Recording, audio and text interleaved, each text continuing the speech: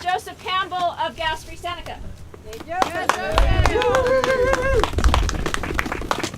Go, Joe.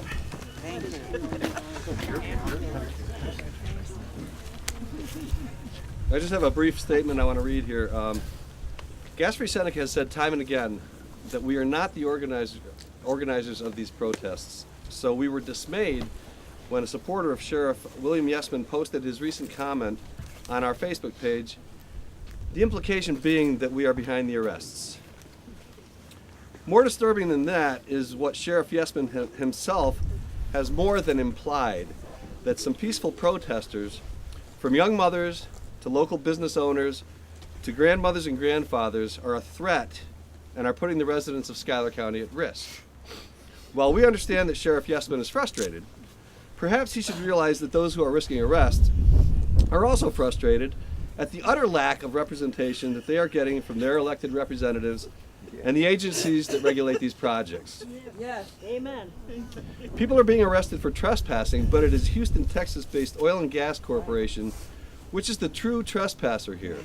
Yes. Crestwood cares nothing for the Finger Lakes. All they care about is developing gas storage as quickly and cheaply as possible, even though the salt caverns they intend to use are known to be unstable and that the drinking water for 100,000 people is at risk. Crestwood did not do their own due diligence. Had they come into our community and asked if we wanted to be the gas storage and transport hub for the Northeast, they would have heard a resounding no! Thank you.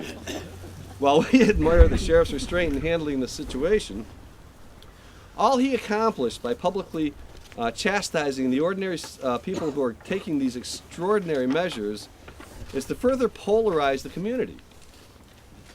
On the sheriff's website it states, quote, "They are dedicated to protect and serve all the residents of Schuyler County, as well as the many tourists that come into our area during the course of the year," end quote. They recognize that tourists love the area, and yet when people outside the area come to protest the destruction of the area, they don't acknowledge that connection. We do.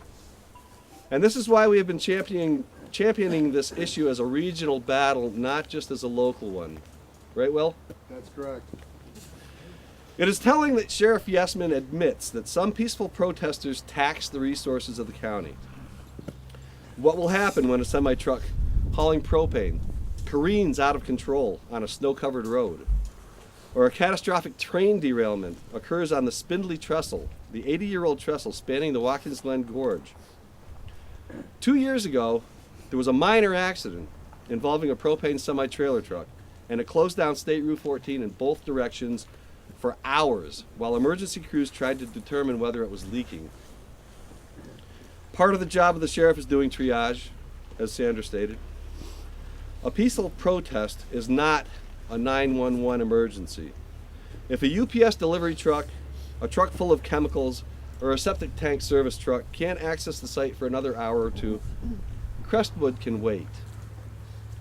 We, all of us, have nothing but the utmost respect and admiration for the brave men and women in law enforcement and the volunteer fire and rescue departments who put their lives in danger every time they answer the call.